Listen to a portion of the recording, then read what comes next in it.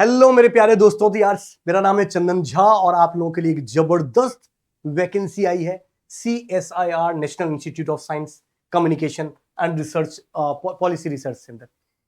ये एक और खास बात, ये वैकेंसी उन्हीं के लिए जिनके पास एक्सपीरियंस है। तो अगर आपके पास एक्सपीरियंस नहीं है तो फ्यूचर के रेफरेंस के लिए आप इस चीज को देख सकते हैं। अदरवाइज आपके लिए ये इसके लिए आप एलिजिबल नहीं है। तो मैंने पहले ही बता दिया ताकि आप लोगों को कोई इश्यू ना हो। सर कब से ये फॉर्म स्टार्ट होने वाला है? 3/3/2025 से शुरू होगा और कब खत्म होने वाला है? 2/4/2025 को शाम को 5 बजे इसकी लास्ट डेट होने वाली है फॉर्म फिल करने की। सर कितने टोटल नंबर ऑफ और लेवल क्या है आपको पता है? अगर बिना एक्सपीरियंस के लिए होता है वो पे लेवल 10 होता है, ये पे लेवल 11 है मतलब डेफिनेटली। और इसलिए बेसिक पे भी वहां पर आपके पास कम होती है, 56,100 होती है। यहां पर 67,700 रुपीज है। तो अप्रोक्सीमेटली टोटल जो आपके पास मिलेगा वो अप्रोक्सीमेटली 1,34,907 का है। बेसिक पे plus DA plus HRA plus TA ये सब मिला के अप्रोक्सीमेटली 1,34,490 के आसपास पड़ेगा। 1,34,907 पड़ेगा। जनरल के लिए 5 है, SC के लिए 2, OBC के लिए 2, ST के लिए 2 और EWS के लिए 1। साइंटिस्ट ग्रुप 4 की वैकेंसी है और टोटल 12 वैकेंसी है दोस्तों। जो अपर एज लिमिट है वो 32 इयर्स है। सर कौन कौन से ब्रांच के लिए जो बच्चे हैं वो एलिजिबल हैं उसके लिए तो मैं बता दूं। PC01 जो पोस्ट का कोड है, जिसमें जनरल के लिए 3 वैकेंसी है दोस्तों। इसमें B number of position and reservation okay. B BTech MSc PG with PG degree intellectual property law first class और 60% आप इसके लिए एलिजिबल है। ME MTech कर रखा है आपने तो भी इसके लिए एलिजिबल है।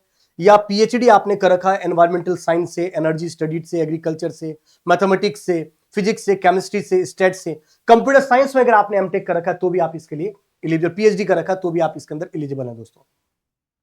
इसके अंदर आपके पास डिजायरेबल क्वालिफिकेशन तो दे ही रखा है कि इंडस्ट्रियल एक्सपीरियंस की रिक्वायरमेंट है इन फील्ड के अंदर। MSME, startup, traditional knowledge system, studies, इन सब में अगर आपके पास एक्सपीरियंस होगा तो आप इसके लिए बेनिफिशियल होगा। पर साथ ही कुछ और मेंशन किया है, जॉब की स्पेसिफिकेशन में मेंशन किया है कि इसके अंदर क्या क्या आपको काम करना पड़ेगा। अगर यही चीज अगर मैं OBC के अंदर जो 1 वैकेंसी है उसके लिए भी सेम चीज आपके पास दे रखा है रिसर्च के लिए। और PC के लिए जो 03 वैकेंसी उसके लिए भी आपके पास एक्सपीरियंस और डिजायरेबल दे रखा है। कुल मिला के अगर आपके पास ME MTech है, कंप्यूटर साइंस में PhD कर रखा है आपने तो और इंडस्ट्री का आपके पास एक्सपीरियंस है तो डेफिनेटली आप इस पोस्ट के लिए आप अप्लाई कर सकते हो दोस्तों। ये आपके लिए थोड़ा सा एडवांटेज वाली चीज है। सर इसका सिलेक्शन प्रोसेस क्या होने वाला है तो वो भी मैं डिस्कशन कर देता हूं कि सर इसका क्या सिलेक्शन प्रोसेस होने वाले हैं अलग अलग, तो वो भी मैं आपको बता देता हूं। ये बाकी के जो रिक्वायरमेंट है, जो चीजें मेंशन करी गई वो एज इट इज है जैसे गवर्नमेंट के नॉर्म्स होते हैं। एज लिमिट भी एग्जैक्टली वही है। एज में जो रिलैक्सेशन है वो भी वैसा ही है जैसा गवर्नमेंट का जो रिलैक्सेशन होता है एज का। जैसे SC के लिए 5 ईयर, OBC के लिए 3 इयर्स, उस चीज का आपके पास है।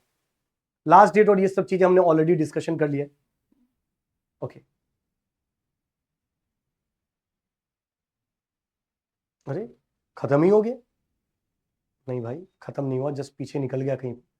We have so what should be the eligibility criteria, what should be the process of selection, मैं आपको वो भी इसके लिए बता देता हूं।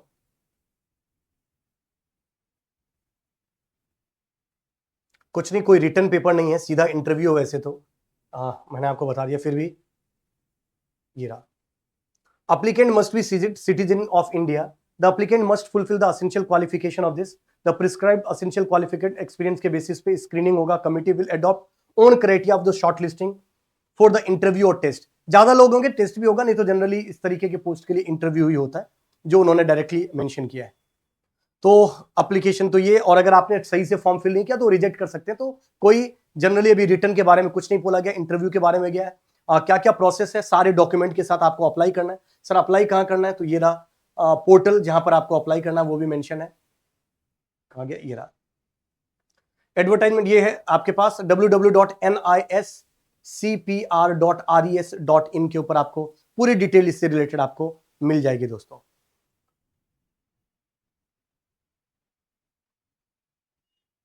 ठीक है, बाकी के तो ये डिस्क्रिमिनेशन है जिसके आप लोगों को, फिर भी अगर आप लोगों की और भी कोई क्वेरीज है इससे रिलेटेड, अगर आपके पास एक्सपीरियंस है तो डेफिनेटली मैं सजेस्ट करना चाहता हूं आपको ये फॉर्म फिल करना चाहिए। क्योंकि लेवल 11 का पे स्केल मतलब एक्सपीरियंस वाला पे स्केल है। फ्रेशर जहां पे जाते हैं उससे एक लेवल ऊपर है, क्योंकि फ्रेशर जो बीटेक के बाद अप्लाई होते हैं वो मैक्सिमम लेवल जो उनका 10 होता है, ये लेवल 11 है। तो अगर आपके पास रिलेवेंट फील्ड का एक्सपीरियंस है, 2 साल या उससे ऊपर का एक्सपीरियंस है, डेफिनेटली आपको ये फॉर्म फिल करना चाहिए दोस्तों। तो till that, thank you very much, all the very best, जय हिंद दोस्तों।